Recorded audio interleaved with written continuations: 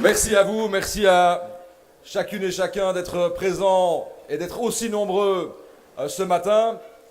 Alors, il y a des humanistes et des démocrates ici dans cette salle, des ruraux, et être humaniste et rural, c'est presque un pléonasme. Je salue la présence aussi de celui qui va avoir une rude journée, mais on connaît sa vivacité d'esprit, son sens de l'organisation, son sens aussi de la réplique et de la convivialité. Il fut très précieux ces derniers jours encore pour qu'on ait une déclaration de politique régionale forte, ambitieuse, pour l'emploi, pour plus de justice sociale et fiscale. Merci d'applaudir le président du Parlement wallon, Monsieur André Antoine.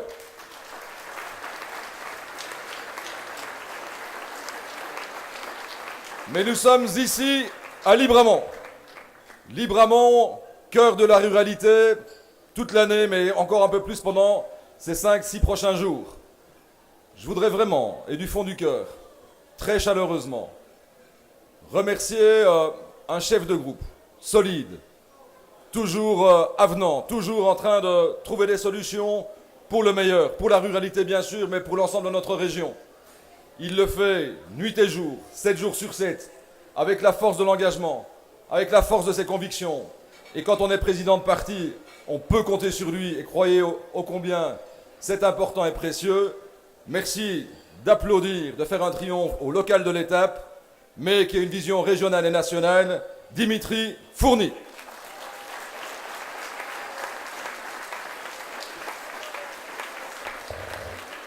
Alors, mesdames, messieurs, c'est vrai, ces derniers mois,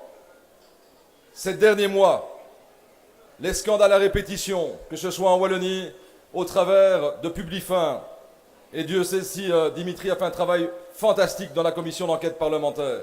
Et il a fallu pousser pour obtenir une commission d'enquête parlementaire. Pousser l'ancien partenaire à accepter que la vérité puisse triompher. Mais aussi, et on le voit encore aujourd'hui, l'ISPPC de Charleroi, les hôpitaux, un directeur général qui demande des centaines de milliers d'euros après avoir mis à mal cette institution par de la mauvaise gestion. C'est écœurant, mesdames, messieurs. C'est écœurant. Même chose à Bruxelles avec le SAMU social.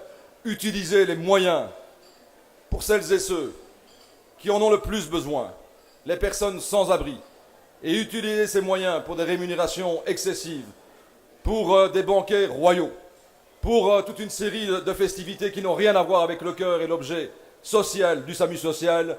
Ça, là, ce jour-là, on est passé à l'inacceptable, l'inacceptable absolu pour des humanistes que nous sommes. On doit utiliser chaque euro qui est mis à notre disposition pour investir dans l'avenir, dans l'emploi, dans l'économie, pour relever le défi climatique, pour soutenir nos territoires, soutenir les services publics. C'est bien ça l'essentiel de notre mission chaque jour. Et donner du sens aussi à l'action politique. Du sens à l'action politique, c'est de faire en sorte que partout où nous nous trouvons, vous, mandataires locaux, bourgmestres, échevins, conseillers communaux, conseillers de CPAS, députés provinciaux, conseillers provinciaux, vous puissiez, par votre comportement, mais aussi par votre action, apporter le meilleur chaque jour aux populations dont vous vous occupez. C'est ça, revenir à l'essentiel. C'est aussi et surtout une certaine idée qu'on doit se faire de l'État, de sa juste place. De sa juste place. L'État n'est pas là pour se substituer aux initiatives associatives ou privées. L'État n'est pas là pour s'approprier l'ensemble de la créativité qui existe dans notre population. L'État n'est pas là non plus pour être approprié par une formation politique depuis 30 ans, à savoir le Parti socialiste. Mesdames, Messieurs, nous nous devons, face à cette situation, nous nous devions de poser un geste fort, d'ouverture, d'apporter aussi un espace pour que la gouvernance, l'éthique, le sens de la responsabilité, la transparence, le poids des électeurs soient renforcés structurellement dans notre région, bien sûr en Wallonie, mais aussi demain, je le souhaite, à Bruxelles et en Fédération Wallonie-Bruxelles. Je remercie, et je le dis ici, devant des humanistes devant les CDH, je remercie chaleureusement le président du MR, M. Olivier Chastel, d'avoir accepté de négocier, de dialoguer, d'avoir aussi cette ambition d'avoir une dynamique de négociation, de ne pas être là pour sortir une mesure plus MR ou une mesure plus CDH, mais de se dire que la politique et faire de la politique autrement, c'est aussi s'écouter, c'est se parler, c'est de trouver chez les uns et les autres des bonnes propositions pour renforcer l'humanisme, pour renforcer l'initiative du monde associatif, de l'entreprise, de l'emploi. C'est ça qui doit nous guider. Et c'est ça, comme ça, qu'on peut faire avancer effectivement notre région. Alors oui, c'est vrai, ces dernières semaines ont été intenses. D'aucuns diront 30 jours, c'est beaucoup. 30 jours, c'est très peu par rapport à la situation dans laquelle nous nous trouvions, d'ouvrir cet espace de confiance, de porter un projet fort pour l'avenir, de remettre aussi au cœur de notre projet la personne, chaque travailleur, chaque ouvrier, chaque employé, chaque chef d'entreprise, chaque responsable d'une association, chaque personne qui, quelque part, se mobilise pour les autres chaque jour. Parce que c'est ça la politique. Un gouvernement tout seul ne peut pas réussir. Pas plus le CDH que le MR. C'est en mobilisant, en fédérant toutes celles et tous ceux qui croient en l'avenir. Mais pour qu'on croie à l'avenir, il faut que la confiance soit au rendez-vous, qu'elle soit forte. Et que la direction qui est donnée par une région puisse donner la possibilité à chacun de pouvoir vivre en liberté d'expression, bien sûr, mais de se déployer pour les autres dans son investissement, dans un club, dans une association, dans une entreprise, dans la réalité de la fonction publique, dans la réalité de nos hôpitaux, de nos maisons de repos, dans toutes celles et tous ceux qui finalement, chaque jour, du plus profond de leur tripes, avec cœur, avec compétence, essayent d'apporter le meilleur aux autres. Tout cela, et tous ceux aussi qui cherchent du travail, et que nous devons soutenir, mieux accompagner, mieux aider, pour leur offrir des débouchés dans des métiers qui sont en pénurie, pour leur offrir un avenir pour eux et pour leur famille. Nous devons, chaque jour, de penser à eux. Et oui, la conscience sociale, et peut-être une des premières consciences sociales, c'est d'avoir le sens de chaque euro et d'utiliser chaque euro pour soutenir, aider les familles, pour soutenir, aider toutes celles et tous ceux qui entreprennent ou qui veulent apporter le meilleur autour d'eux dans leurs initiatives personnelles et collectives. Ça, c'est notre responsabilité.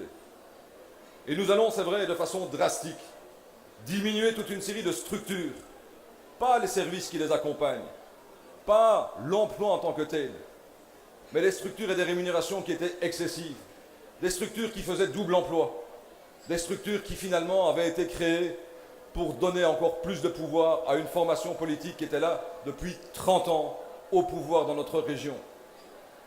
Toutes ces structures seront donc soit fusionnées, soit coordonnées pour apporter plus d'efficacité, pour réduire les coûts de fonctionnement et pour que ces moyens retrouvés puissent servir au niveau social, au niveau économique et au niveau du défi climatique.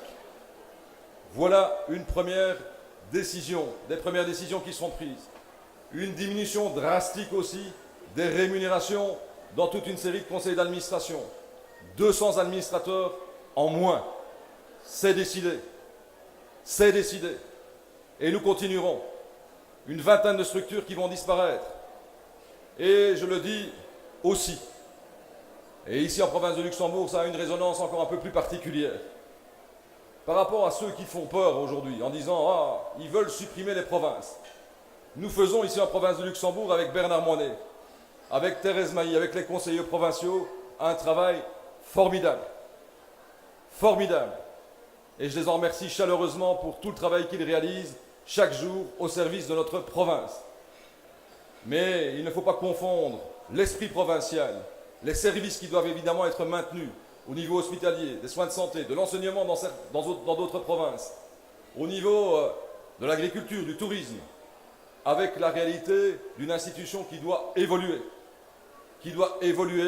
tout en maintenant évidemment les services qui peuvent être remplis encore au niveau provincial sous d'autres formes ou au niveau de la région ou des communes. C'est ça qui doit nous amener à apporter le meilleur aussi au travers de réformes tout aussi importantes. Vous aurez vu aussi, et j'en termine, que les familles sont au cœur de notre projet. Cela faisait des mois, des années, que nous demandions, et nous l'avions même obtenu en 2014, que notamment des jeunes, des personnes qui ont moins de moyens, puissent devenir propriétaires. Comment? Vous payez aujourd'hui des droits d'enregistrement de 12,5%. Quand vous voulez acheter une maison, être propriétaire pour votre propre habitation, 200 000 euros pour une maison, vous devez amener des fonds propres de 75 000 euros. Celles et ceux qui n'ont pas ces fonds propres, qui n'ont pas le soutien de leur famille, qui n'ont pas la chance d'avoir des moyens, on leur interdisait tout simplement de pouvoir avoir accès à la propriété et à leur habitation, de protéger leur famille. Grâce à la réduction des droits d'enregistrement, à l'étalement de ceux-ci au travers de leurs prêts, beaucoup de personnes, beaucoup de jeunes et de moins jeunes pourront demain devenir propriétaires parce que ces fonds propres seront diminués et leur permettront donc de passer du feu orange au feu vert pour devenir propriétaires. C'est la même chose dans d'autres domaines, sans être trop long. Les maisons de repos, puisque Alda porte ces dossiers-là au niveau social, et vous connaissez sa conscience sociale très forte, les allocations familiales, l'assurance autonomie, les maisons de repos, les logements publics. Nous devons de changer, d'ouvrir les horizons. Il y a un moratoire sur les maisons de repos.